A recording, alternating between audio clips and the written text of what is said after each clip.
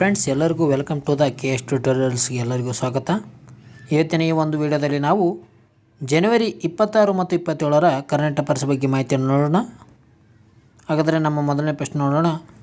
ಮೊದಲನೇ ಪ್ರಶ್ನೆ, 2025ರ ಮಹಿಳಾ ಆಸ್ಟ್ರೇಲಿಯನ್ ಟೆನ್ನಿಸ್ ಟೂರ್ನಿ ಗೆದ್ದವರು ಯಾರು ಅಂತ ಕೇಳಲಾಗಿದೆ. ಅಂದರೆ 2025ರಲ್ಲಿ ನಡೆಯಲಾದ ಆಸ್ಟ್ರೇಲಿಯನ್ ಟೆನ್ನಿಸ್ ಟೂರ್ನಿಯಲ್ಲಿ ಮಹಿಳಾ ಸಿಂಗಲ್ಸ್ನಲ್ಲಿ ಗೆದ್ದವರು ಯಾರು ಅಂತ ಪ್ರಶ್ನೆಯನ್ನು ಕೇಳಲಾಗಿದೆ ನೋಡಿ. ಇದಕ್ಕೆ ಸರಿಯಾದ ಉತ್ತರ ಯಾವುದಪ್ಪ ಅಂತಂದರೆ ಆಪ್ಷನ್ಸ್ ಬಿ ನೋಡಿ. ಆಪ್ಷನ್ಸ್ ಬಿ ಸರಿಯಾದ ಉತ್ತರವಾಗಿದೆ. ಮ್ಯಾಂಡಿಸನ್ ಕಿಸ್ ಅವರಿಗೆ ಚೊಚ್ಚಲ ಬಾರಿಗೆ ಈ ಆಸ್ಟ್ರೇಲಿಯನ್ ಟೆನ್ನಿಸ್ ಟೂರ್ನಿಯನ್ನು ಗೆದ್ದು ಪಡೆದುಕೊಂಡಿದ್ದಾರೆ. ಇವರು ನ್ಯೂಸಲ್ಲಿ ಕಿಸ್ಗೆ ಚೊಚ್ಚಲ ಗ್ರ್ಯಾಂಡ್ ಸ್ಲ್ಯಾಮ್ ಅಂತ ಪ್ರಶಸ್ತಿ ಅಂತ ನೀಡಲಾಗಿದೆ ನೋಡಿ. ಇದರ ಬಗ್ಗೆ ನೋಡೋಣ. ಅಮೆರಿಕದ ಮ್ಯಾಂಡಿಸನ್ ಕಿಸ್ ಶನಿವಾರ ನಡೆದ ಫೈನಲ್ನಲ್ಲಿ ಫೇವರೇಟ್ ಆಗಿದ್ದ ಅರಿನಾ ಸಬಲೆಂಕಾ ಅವರನ್ನು 6-3, 2-6, 7-5ರಿಂದ ಸೋಲಿಸಿ ಆಸ್ಟ್ರೇಲಿಯನ್ ಓಪನ್ ಮಹಿಳಾ ಸಿಂಗಲ್ಸ್ ಪ್ರಶಸ್ತಿಯನ್ನು ಗೆದ್ದುಕೊಂಡಿದ್ದಾರೆ. ಯಾರು ಅಂದರೆ ಮ್ಯಾಂಡಿಸನ್ ಕಿಸ್ ಅವರು. ಆಸ್ಟ್ರೇಲಿಯನ್ ಓಪನ್ ಟೆನ್ನಿಸ್ ಟೂರ್ನಿಯನ್ನು ಪಡೆದುಕೊಂಡ ವ್ಯಕ್ತಿ ಯಾರಪ್ಪ ಅಂತಂದರೆ ಮ್ಯಾಂಡಿಸನ್ ಕಿಸ್ ಅವರು. ಇವರು ಮಹಿಳೆಯರ ಸಿಂಗಲ್ಸ್ನಲ್ಲಿ ಪಡೆದುಕೊಂಡಿದ್ದಾರೆ ನೋಡಿ. 29ನೇ ವಯಸ್ಸಿನಲ್ಲಿ ಇದು ಅವರಿಗೆ ಚೊಚ್ಚಲ ಗ್ರ್ಯಾಂಡ್ ಸ್ಲ್ಯಾಮ್ ಪ್ರಶಸ್ತಿ ಆಗಿದೆ. 2023-24ರಲ್ಲಿ ಚಾಂಪಿಯನ್ ಆಗಿದ್ದ ಸಬಲೆಂಕಾ ಇಲ್ಲಿ ಸತತವಾಗಿ 20 ಪಂದ್ಯಗಳನ್ನು ಗೆದ್ದುಕೊಂಡಿದ್ದಾರೆ. ಅಂದರೆ ಅರಿನಾ ಸಬಲೆಂಕಾ ಅವರು 20 ಪಂದ್ಯಗಳನ್ನು ಗೆದ್ದುಕೊಂಡಿದ್ದರು. ರನ್ನರ್ ಅಪ್ ಆಗಿದ್ದಾರೆ 2025ರಲ್ಲಿ ಆಸ್ಟ್ರೇಲಿಯನ್ ಟೆನ್ನಿಸ್ ಟೂರ್ನಿಯಲ್ಲಿ. ಅದೇ ರೀತಿಯಾಗಿ 2017ರಲ್ಲಿ ಮ್ಯಾಂಡಿಸನ್ ಕಿಸ್ ಅವರು ಅಮೆರಿಕದ ಓಪನ್ ರನ್ನರ್ ಅಪ್ ಆಗಿದ್ದರು. 2017ರಲ್ಲಿ ಇವರು ಅಮೆರಿಕದ ರನ್ನರ್ ಅಪ್ ಆಗಿದ್ದರು ನೋಡಿ ಮ್ಯಾಂಡಿಸನ್ ಕಿಸ್ ಅವರು. ಹಾಗಾದರೆ ಈ 4 ಟೆನ್ನಿಸ್ ಟೂರ್ನಿಗಳ ಬಗ್ಗೆ ಮಾಹಿತಿಯನ್ನು ನೋಡೋಣ. 2024ರಲ್ಲಿ ಟೆನ್ನಿಸ್ ಗ್ರ್ಯಾಂಡ್ ಸ್ಲ್ಯಾಮ್ ಪಡೆದುಕೊಂಡ ವ್ಯಕ್ತಿಗಳ ಬಗ್ಗೆ ಕೂಡ ಮಾಹಿತಿಯನ್ನು ನೋಡೋಣ. ಆಸ್ಟ್ರೇಲಿಯನ್ ಓಪನ್ 2024ರಲ್ಲಿ ಪುರುಷರ ವಿಭಾಗದಲ್ಲಿ ವಿಜೇತರಾದವರು ಯಾರಪ್ಪ ಅಂತಂದರೆ ಜಾನಿಕ್ ಸಿನ್ನರ್. ಇವರು ಇಟಲಿ ದೇಶದವರಾಗಿದ್ದಾರೆ ನೋಡಿ. ಅದೇ ರೀತಿಯಾಗಿ ಮಹಿಳೆಯರ ವಿಭಾಗದಲ್ಲಿ ಅರಿನಾ ಸಬಲೆಂಕಾ ಅವರು ಪಡೆದುಕೊಂಡಿದ್ದರು 2024ರಲ್ಲಿ. ಫ್ರೆಂಚ್ ಓಪನ್ 2024ರಲ್ಲಿ ಕಾರ್ಲೋಸ್ ಅಲ್ಕರಾಜ್ ಅವರು ಪಡೆದುಕೊಂಡಿದ್ದರು ಪುರುಷರಲ್ಲಿ. ಅವರು ಸ್ಪೇನ್ ದೇಶದವರಾಗಿದ್ದಾರೆ ನೋಡಿ. ಅದೇ ರೀತಿಯಾಗಿ ಮಹಿಳೆಯರ ವಿಭಾಗದಲ್ಲಿ ಈಗ ಸ್ವಿಯಾಟೆಕ್ ಅವರು ಪಡೆದುಕೊಂಡಿದ್ದರು. ಇವರು ಪೋಲ್ಯಾಂಡ್ ದೇಶದವರಾಗಿದ್ದಾರೆ. ವಿಂಬಲ್ಡನ್ ಟೆನ್ನಿಸ್ ಟೂರ್ನಿ 2024ರಲ್ಲಿ ಪುರುಷರ ವಿಭಾಗದಲ್ಲಿ ಪಡೆದುಕೊಂಡವರು ಯಾರಪ್ಪ ಅಂತಂದರೆ ಕಾರ್ಲೋಸ್ ಅಲ್ಕರಾಜ್. ಇವರು ಸ್ಪೇನ್ ದೇಶದವರಾಗಿದ್ದಾರೆ. ಅದೇ ರೀತಿ ಮಹಿಳೆಯರ ವಿಭಾಗದಲ್ಲಿ ಬಾರ್ಬರಾ ಕ್ರೇಜಿಕೋವಾ. ಇವರು ಚೆಕ್ ಗಣರಾಜ್ಯದ ಮಹಿಳೆಯ ವಿಭಾಗದವರಾಗಿದ್ದಾರೆ ನೋಡಿ. US ಓಪನ್ 2024ರಲ್ಲಿ ಪುರುಷರ ವಿಭಾಗದಲ್ಲಿ ಪಡೆದುಕೊಂಡವರು ಯಾರಪ್ಪ ಅಂತಂದರೆ ಜಾನಿಕ್ ಸಿನ್ನರ್. ಇವರು ಇಟಲಿ ದೇಶದವರು. ಅಂದರೆ 2024ರಲ್ಲಿ ಆಸ್ಟ್ರೇಲಿಯಾ ಮತ್ತು US ಪಡೆದುಕೊಂಡವರು ಯಾರಪ್ಪ ಅಂತಂದರೆ ಜಾನಿಕ್ ಸಿನ್ನರ್. ಅದೇ ರೀತಿಯಾಗಿ 2024ರಲ್ಲಿ ಫ್ರೆಂಚ್ ಮತ್ತು ವಿಂಬಲ್ಡನ್ ಪಡೆದುಕೊಂಡವರು ಕಾರ್ಲೋಸ್ ಅಲ್ಕರಾಜ್ ಆಗಿದ್ದಾರೆ ನೋಡಿ. ಇವರಿಬ್ಬರೇ 2024ರಲ್ಲಿ 2 ಸಾರಿ ವಿಜೇತವಾಗಿದ್ದರು. ಅದೇ ರೀತಿಯಾಗಿ US ಓಪನ್ 2024ರ ಮಹಿಳಾ ಪ್ರಶಸ್ತಿ ಏರ್ಪಡಿಕೊಂಡರು ಅಂದರೆ ಕೋಕೋ ಗಾಫ್. ಇವರು ಅಮೆರಿಕ ದೇಶದವರಾಗಿದ್ದಾರೆ ನೋಡಿ. ಹಾಗಾದರೆ ಮುಂದೆ ನೋಡೋದಾದರೆ 2025ರಲ್ಲಿ ಪುರುಷರ ವಿಭಾಗದಲ್ಲಿ ಯಾರು ಪಡೆದುಕೊಂಡಿದ್ದಾರೆ ಅಂತ ನೋಡೋಣ. ಪುರುಷರ ವಿಭಾಗದಲ್ಲಿ ವಿಶ್ವದ ಅಗ್ರಮಾನ್ಯ ಆಟಗಾರರಾಗಿರುವ ಇಟಲಿಯ ಯೂನಿಕ್ ಸಿನ್ನರ್ ಅವರು ಆಸ್ಟ್ರೇಲಿಯನ್ ಓಪನ್ ಟೆನ್ನಿಸ್ ಟೂರ್ನಿಯಲ್ಲಿ ಪುರುಷರ ಸಿಂಗಲ್ಸ್ ಫೈನಲ್ ಪಂದ್ಯದಲ್ಲಿ ಜರ್ಮನಿಯ ಅಲೆಕ್ಸಾಂಡರ್ ಜ್ವೆರೇವ್ ಅವರ ವಿರುದ್ಧ ನೇರ ಸೆಟ್ಗಳಿಂದ ಜಯ ಗಳಿಸಿದ್ದಾರೆ. ಯಾರು? ಯೂನಿಕ್ ಸಿನ್ನರ್ ಅಂತ ಹೇಳ್ತೀವಿ. ಯೂನಿಕ್ ಸಿನ್ನರ್ ಏನು ಮಾಡಿದ್ದಾರೆ ಅಂದರೆ ಅಲೆಕ್ಸಾಂಡರ್ ಜ್ವೆರೇವ್ ಅವರ ಸೋಲಿಸುವ ಮೂಲಕ ಆಸ್ಟ್ರೇಲಿಯನ್ ಓಪನ್ ಟೆನ್ನಿಸ್ ಟೂರ್ನಿಯನ್ನು ಪುರುಷರ ಸಿಂಗಲ್ಸ್ನಲ್ಲಿ ಪಡೆದುಕೊಂಡಿದ್ದಾರೆ ನೋಡಿ. ಯೂನಿಕ್ ಸಿನ್ನರ್ ಅವರು ಸತತ 2ನೇ ಬಾರಿ ಪ್ರಶಸ್ತಿಯನ್ನು ಗೆದ್ದುಕೊಂಡಿದ್ದಾರೆ ಇವರು. ಸಿನ್ನರ್ ಈ ಗೆಲುವಿನ ಮೂಲಕ ಗ್ರ್ಯಾಂಡ್ ಸ್ಲ್ಯಾಮ್ ಕಿರೀಟವನ್ನು 3ಕ್ಕೆ ಹೆಚ್ಚಿಸಿಕೊಂಡವರು. ಈ ಸಾಧನೆ ಮಾಡಿದ ಇಟಲಿಯ ಮೊದಲನೇ ಟೆನ್ನಿಸ್ ಪಟು ಎಂಬ ಹೆಗ್ಗಳಿಕೆಗೆ ಇವರು ಪಾತ್ರರಾಗಿದ್ದಾರೆ. ಯಾರು? ಈಗ 3 ಟೆನ್ನಿಸ್ ಟೂರ್ನಿಯನ್ನು ಇವರು ಗೆದ್ದುಕೊಂಡಿದ್ದಾರೆ. 2024ರಲ್ಲಿ 2, ಈ 2025ರಲ್ಲಿ 1. ಟೋಟಲ್ ಈಗ 3 ಪ್ರಶಸ್ತಿಯನ್ನು ಗೆದ್ದುಕೊಂಡ ವ್ಯಕ್ತಿಯಾಗಿದ್ದಾರೆ ನೋಡಿ. ಈ ಮೊದಲು ಇಟಲಿಯ ನಿಕೋಲೋ ಪಿಯೆಟ್ರಾಂಜೆಲಿ ಅವರು 2 ಪ್ರಶಸ್ತಿಗಳನ್ನು ಗೆದ್ದಿದ್ದರು. ಅಂದರೆ ಇಟಲಿಯ 3 ಪ್ರಶಸ್ತಿಗಳನ್ನು ಗೆದ್ದ ವ್ಯಕ್ತಿ ಯಾರಪ್ಪ ಅಂತಂದರೆ ಸಿನ್ನರ್ ಆಗಿದ್ದಾರೆ ನೋಡಿ. ಮೊದಲು ಇಟಲಿಯ ನಿಕೋಲೋ ಪಿಯೆಟ್ರಾಂಜೆಲ್ಲಿ ಅವರು 2 ಪ್ರಶಸ್ತಿಗಳನ್ನು ಪಡೆದುಕೊಂಡಿದ್ದವರು. ಯಾವುದು ಅಂದರೆ ಫ್ರೆಂಚ್ ಓಪನ್ನಲ್ಲಿ 2 ಪ್ರಶಸ್ತಿಯನ್ನು ಪಡೆದರು. ಯಾವಾಗಂದರೆ 1959, 1960ರಲ್ಲಿ. ಮುಂದಿನ ಪ್ರಶ್ನೆ ಹೋಗೋಣ. ಮುಂದಿನ ಪ್ರಶ್ನೆ ನೋಡೋದಾದರೆ ಹಣಕಾಸು ಆಯೋಗ ಯಾವ ವರ್ಷದಲ್ಲಿ ಸ್ಥಾಪನೆ ಆಯಿತು ಅಂತ ಪ್ರಶ್ನೆಯನ್ನು ಕೇಳಿದ್ದಾರೆ ನೋಡಿ. ಇದಕ್ಕೆ ಸರಿಯಾದ ಉತ್ತರ ಆಪ್ಷನ್ಸ್ ಬಿ, 1951ರಲ್ಲಿ ಹಣಕಾಸು ಆಯೋಗ ಸ್ಥಾಪನೆಯನ್ನು ಮಾಡಲಾಗುತ್ತದೆ ನೋಡಿ. ಹಣಕಾಸು ಸದೃಢತೆ ಒಡಿಶಾ ಅಗ್ರಸ್ಥಾನ ಅಂತ ಪೇಪರಲ್ಲಿ ಕಾಣಿಸ್ಕೊಂಡಿತ್ತು. ಇದರ ಬಗ್ಗೆ ನೋಡೋದಾದರೆ ರಾಜ್ಯಗಳ ಹಣಕಾಸಿನ ಸದೃಢತೆಗೆ ಸಂಬಂಧಿಸಿದಂತೆ ನೀತಿ ಆಯೋಗವು ಪ್ರಕಟಿಸಿರುವ ಸೂಚ್ಯಂಕದಲ್ಲಿ ಒಡಿಶಾ, ಛತ್ತೀಸ್ಗಢ, ಗೋವಾ ಮತ್ತು ಜಾರ್ಖಂಡ್ ಅತ್ಯುತ್ತಮ ಸಾಧಕ ರಾಜ್ಯ ಶ್ರೇಯಕ್ಕೆ ಭಾಜನರಾಗಿವೆ. ಯಾವ್ಯಾವಪ್ಪ ಅಂತಂದರೆ ಒಡಿಶಾ ಆಗಿರ್ಬೋದು, ಛತ್ತೀಸ್ಗಢ, ಗೋವಾ ಮತ್ತು ಜಾರ್ಖಂಡ್ ಇವು ಏನಂದರೆ ಅತ್ಯುತ್ತಮ ಸಾಧಕ ರಾಜ್ಯಗಳ ಶ್ರೇಯಾಂಕಕ್ಕೆ ಇವು ಭಾಜನವಾಗಿವೆ. ಇವು ರಾಜ್ಯಗಳು. ದೇಶದ ಒಟ್ಟು ಆಂತರಿಕ ಉತ್ಪನ್ನ GDP ಅಂತ ಹೇಳ್ತೀವಿ. ಜನಸಂಖ್ಯೆ, ಸಾರ್ವಜನಿಕ ವೆಚ್ಚ, ಆದಾಯ ಹಾಗೂ ಹಣಕಾಸಿನ ಸ್ಥಿರತೆಗೆ ರಾಜ್ಯಗಳು ನೀಡಿರುವ ಕೊಡುಗೆಗೆ ಆಧರಿಸಿ ಈ ಆಯೋಗವು ಮೊದಲ ಬಾರಿಗೆ ಈ ಹಣಕಾಸಿನ ಆರೋಗ್ಯ ಸೂಚ್ಯಂಕ 2025 ಸಿದ್ಧಪಡಿಸಿದೆ. ಇದು ಒಟ್ಟು ಆಂತರಿಕ ಉತ್ಪನ್ನ, ಜನಸಂಖ್ಯೆ ಆಗಿರ್ಬೋದು, ಸಾರ್ವಜನಿಕ ವೆಚ್ಚದ ಆದಾಯದ ಬಗ್ಗೆ ಜೊತೆಗೆ ಹಣಕಾಸಿನ ಸ್ಥಿರತೆಗೆ ಸಂಬಂಧಿಸಿದಂತೆ ರಾಜ್ಯಗಳು ಯಾವ ರೀತಿಯಾಗಿ ಉತ್ತಮ ಕೊಡುಗೆ ನೀಡಿದವೆ ಅಂತ ಈ ಹಣಕಾಸು ಆರೋಗ್ಯ ಸೂಚ್ಯಂಕ ವರದಿಯನ್ನು 2025ರಲ್ಲಿ ಸಿದ್ಧಪಡಿಸಲಾಗಿತ್ತು. ಇದರಲ್ಲಿ ಒಡಿಶಾ, ಛತ್ತೀಸ್ಗಢ, ಗೋವಾ, ಜಾರ್ಖಂಡ್ ಅತ್ಯುತ್ತಮ ಸಾಧಕ ರಾಜ್ಯವಾಗಿದೆ ನೋಡಿ. ಈ ಸೂಚ್ಯಂಕದಲ್ಲಿ ಒಟ್ಟು 18 ರಾಜ್ಯಗಳಿದ್ದವು. ರಾಜ್ಯಗಳ ಹಣಕಾಸಿನ ಸಾಮರ್ಥ್ಯವನ್ನು ಅರಿಯುವುದು ಈ ವರದಿಯ ಉದ್ದೇಶವಾಗಿದೆ. ಇದನ್ನು 16ನೇ ಹಣಕಾಸು ಆಯೋಗದ ಅಧ್ಯಕ್ಷರು ಆಗಿರುವ ಅರವಿಂದ್ ಪನಗಾರಿ ಅವರು ಹೇಳಿದರು. ಯಾರು 16ನೇ ಹಣಕಾಸು ಆಯೋಗದ ಯಾರಾಗಿದ್ದಾರೆ ಅಂದರೆ ಅರವಿಂದ್ ಪನಗಾರಿಯ. ಅದೇ ರೀತಿಯಾಗಿ ಪಂಜಾಬ್, ಆಂಧ್ರ ಪ್ರದೇಶ್, ಪಶ್ಚಿಮ ಬಂಗಾಳ ಮತ್ತು ಕೇರಳ ರಾಜ್ಯಗಳ ಹಣಕಾಸಿನ ನಿರ್ವಹಣೆಯು ಕೆಟ್ಟ ಸ್ಥಿತಿಯಲ್ಲಿದೆ ಎಂದು ವರದಿ ಹೇಳಿದೆ.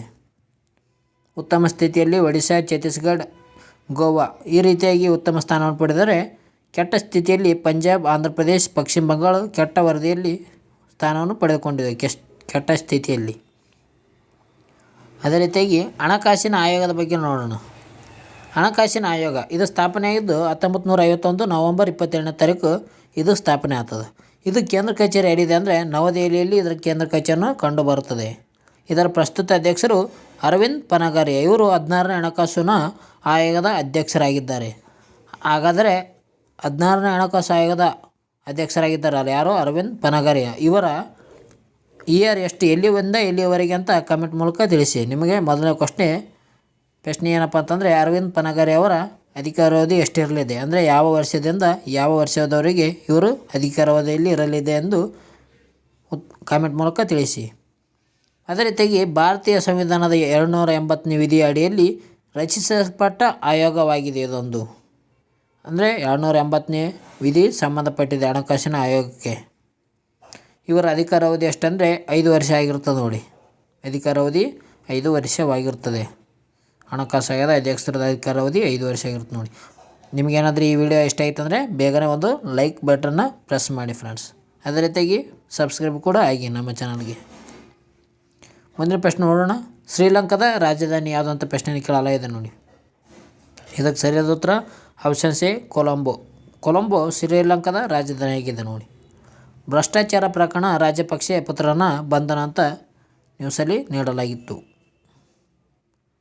ಆಸ್ತಿ ಖರೀದಿ ನಡೆದಿದೆ ಎನ್ನಲಾದ ಭ್ರಷ್ಟಾಚಾರ ಪ್ರಕರಣಕ್ಕೆ ಸಂಬಂಧಿಸಿದಂತೆ ಶ್ರೀಲಂಕಾದ ಮಾಜಿ ಅಧ್ಯಕ್ಷ ಮಹಿಂದ ರಾಜಪಕ್ಷೆ ಅವರ ಮಗ ಆಗಿರುವ ಯುಶಿತ ರಾಜಪಕ್ಷೆ ಅವರನ್ನು ಇಲ್ಲಿನ ಪೊಲೀಸರು ಬಂಧಿಸಿದ್ದಾರೆ. ಭ್ರಷ್ಟಾಚಾರದ ನಡುವೆ ಇವರು ಯಾರೇನು ಬಂಧಿಸಿದ್ದಾರೆ ಅಂದರೆ ಮಹಿಂದ ರಾಜಪಕ್ಷೆ ಆಗಿರುವ ಮಗ ಯುಶಿತ ರಾಜಪಕ್ಷೆ ಅವರಿಗೆ ಬಂಧನವನ್ನು ಮಾಡಲಾಗಿದೆ ಶ್ರೀಲಂಕಾ ದೇಶದಲ್ಲಿ. 2015ರಲ್ಲಿ ಮಹಿಂದ ರಾಜಪಕ್ಷೆ ಅವರು ಅಧ್ಯಕ್ಷರಾಗಿದ್ದ ವೇಳೆಯಲ್ಲಿ ಆಸ್ತಿ ಖರೀದಿಯಲ್ಲಿ ಭ್ರಷ್ಟಾಚಾರ ನಡೆದಿದೆ ಎಂಬ ಆರೋಪವನ್ನು ಯುಶಿತ ಎದುರಿಸುತ್ತಿದ್ದಾರೆ. 2015ರಲ್ಲಿ ತಂದೆ ಭ್ರಷ್ಟಾಚಾರ ಮಾಡಿದ್ದಾನೆಂದು ಹೇಳಲಾಗಿತ್ತು. ಈಗ ಅದು ಅವನ ಮಗನಿಗೆ ಹಿಡಿಯಲಾಗಿದೆ. ಯಾಕಂದರೆ ಈ ರಾಜಪಕ್ಷೆ ದೇಶ ಬಿಟ್ಟು ಓಡಿ ಹೋಗಿದ್ದಾನೆ ಶ್ರೀಲಂಕಾದ್ದು. ಅದಕ್ಕೆ ಅವನ ಮಗನಿಗೆ ಅರೆಸ್ಟನ್ನು ಮಾಡಲಾಗಿದೆ. ಮಹಿಂದ ಅವರು 3 ಗಂಡು ಮಕ್ಕಳಲ್ಲಿ ಎರಡನೆಯವರಾದ ಯೂಷಿತ ನೌಕಾಪಡೆಯ ಮಾಜಿ ಅಧ್ಯಕ್ಷರಾಗಿಯೂ ಕೂಡ ಆಗಿದ್ದರು. ಯೂಷಿತ್ ಅವರಿಗೆ ಬಂಧನವನ್ನು ನೀಡಲಾಗಿದೆ ನೋಡಿ. ಶ್ರೀಲಂಕಾದ ಬಗ್ಗೆ ಮಾಹಿತಿಯನ್ನು ಪಡೆದುಕೊಳ್ಳೋಣ. ಶ್ರೀಲಂಕಾದ ರಾಜಧಾನಿ ಕೊಲಂಬೋ ಆಗಿದೆ ನೋಡಿ. ಶ್ರೀಲಂಕಾದ ಅಧ್ಯಕ್ಷರು ಅನೂರ್ ಕುಮಾರ್ ದಿಸ್ಸಾನಾಯ್ಕೆ. ಇವರು ಇತ್ತೀಚೆಗೆ ನೇಮಕ ಆದರು. ಯಾರು? ಅನೂರ್ ಕುಮಾರ್ ದಿಸ್ಸಾನಾಯ್ಕೆ. ಇದು ಪ್ರಶ್ನೆ ಕೂಡ ಕೇಳಲಾಗಿತ್ತು ನೋಡಿ.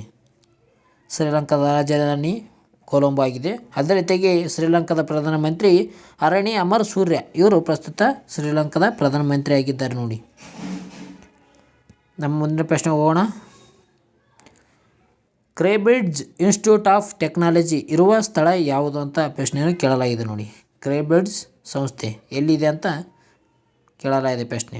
ಇದಕ್ಕೆ ಸರಿಯಾದ ಉತ್ತರ ಆಪ್ಷನ್ ಸಿ, ಬೆಂಗಳೂರಿನಲ್ಲಿ ಕಂಡುಬರುತ್ತದೆ. Cambridge institute of technology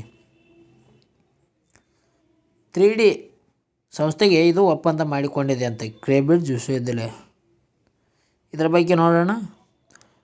Cambridge institute of technology ಹಾಗೂ ಗ್ಲಾಂಟಿಕ್ 3D ಪ್ರಿಂಟಿಂಗ್ ಕಂಪನಿಯು 3D ಮುದ್ರಣ ಒಪ್ಪಂದಕ್ಕೆ ಸಹಿ ಮಾಡಿಕೊಂಡಿವೆ. ಇವೆರಡು ಕಂಪನಿಗಳು. ಗ್ಲಾಂಟಿಕ್ 3D ಪ್ರಿಂಟಿಂಗ್ ಕಂಪನಿಯು ಕೇಂಬ್ರಿಡ್ಜ್ ಇನ್ಸ್ಟಿಟ್ಯೂಟ್ ಆಫ್ನಲ್ಲಿ ಕಟ್ಟಿಂಗ್ ಎಡ್ಜ್ ಮೆಟಲ್ ಮತ್ತು 3D ಪ್ರಿಂಟಿಂಗ್ ಯೂನಿಟ್ ಸ್ಥಾಪಿಸಿದ್ದು, ಇದನ್ನು ಇಸ್ರೋದ ಅಧ್ಯಕ್ಷರಾಗಿರುವ ವಿ ನಾರಾಯಣ್ ಇದನ್ನು ಉದ್ಘಾಟಿಸಿದರು. ಇದಕ್ಕೆ ಕೇಂಬ್ರಿಡ್ಜ್ ಇನ್ಸ್ಟಿಟ್ಯೂಟ್ ಆಫ್ ಟೆಕ್ನಾಲಜಿ ಮತ್ತು ಗ್ಲಾಂಟಿಕ್ 3D ಪ್ರಿಂಟಿಂಗ್ ಕಂಪನಿ ಏನು ಮಾಡಿದ ಅಂದರೆ 3D ಮುದ್ರಣಕ್ಕೆ ಒಪ್ಪಂದಕ್ಕೆ ಸಹಿ ಹಾಕಿವೆ ಇವೆರಡು ಸಂಸ್ಥೆಗಳು. ಆದರೆ ಕೇಂಬ್ರಿಡ್ಜ್ ಇನ್ಸ್ಟಿಟ್ಯೂಟ್ ಆಫ್ ಟೆಕ್ನಾಲಜಿ ಬಗ್ಗೆ ಮಾಹಿತಿಯನ್ನು ನೋಡೋಣ. ಇದು ಯಾವಾಗ ಸ್ಥಾಪನೆ ಆಯಿತು ಅಂದರೆ 2007ರಲ್ಲಿ ಇದು ಸ್ಥಾಪನೆಯಾಗಿದೆ. ಇದರ ಇರುವ ಸ್ಥಳ ಎಲ್ಲಿ ಅಂದರೆ ಬೆಂಗಳೂರಿನಲ್ಲಿ ಇದು ಕಂಡುಬರುತ್ತದೆ. ಅದೇ ರೀತಿಯಾಗಿ ಕರ್ನಾಟಕದಲ್ಲಿ ಸ್ಥಾಪಿತವಾದ ಬಹು ಪ್ರಮುಖ ಇಂಜಿನಿಯರ್ ಶಿಕ್ಷಣ ಸಂಸ್ಥೆಯಾಗಿದೆ ಇದೊಂದು. ಇದು ವಿಶ್ವೇಶ್ವರಯ್ಯನವರ ತಾಂತ್ರಿಕ ವಿಶ್ವವಿದ್ಯಾಲಯಕ್ಕೆ ಅನುಬಂಧಿತವಾಗಿದೆ ಮತ್ತು ಸ್ವಯಂ ಶಾಸತ ಸಂಸ್ಥೆಯಾಗಿ ಕಾರ್ಯನಿರ್ವಹಿಸುತ್ತಿದೆ ಇದೊಂದು. ಯಾವುದು?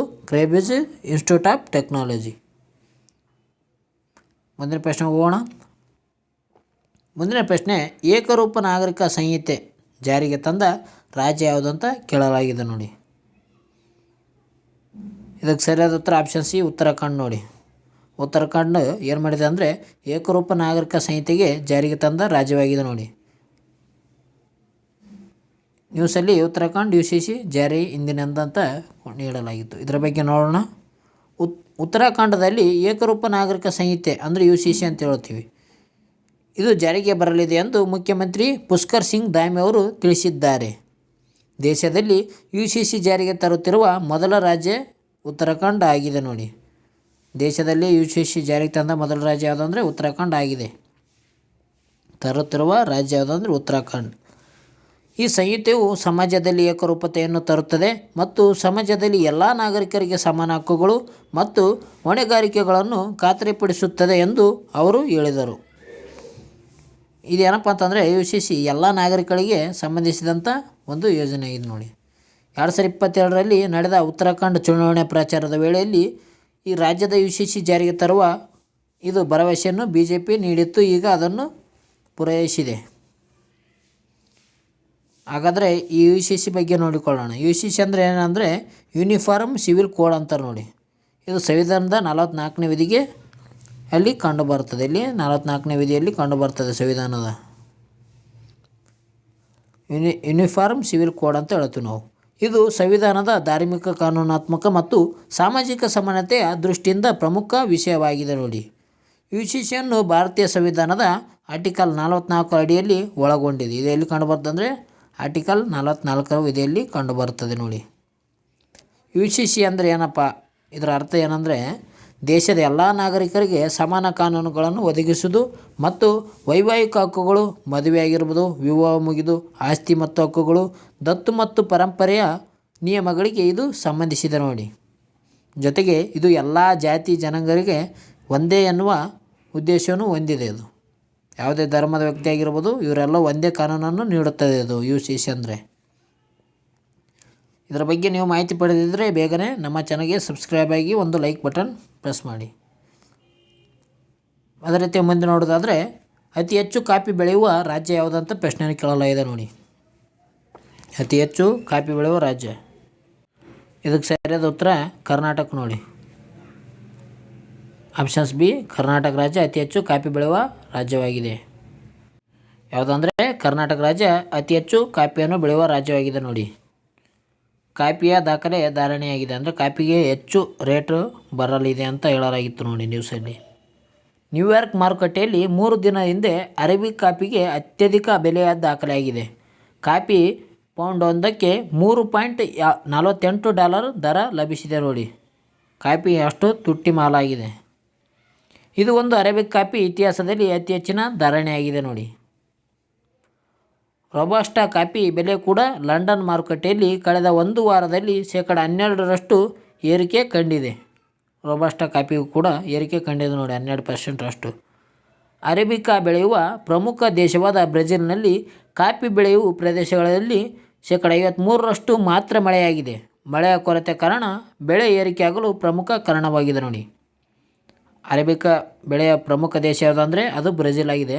ಬ್ರೆಜಿಲ್ ದೇಶದಲ್ಲಿ 53% ಅಷ್ಟೇ ಮಳೆಯಾಗಿದೆ.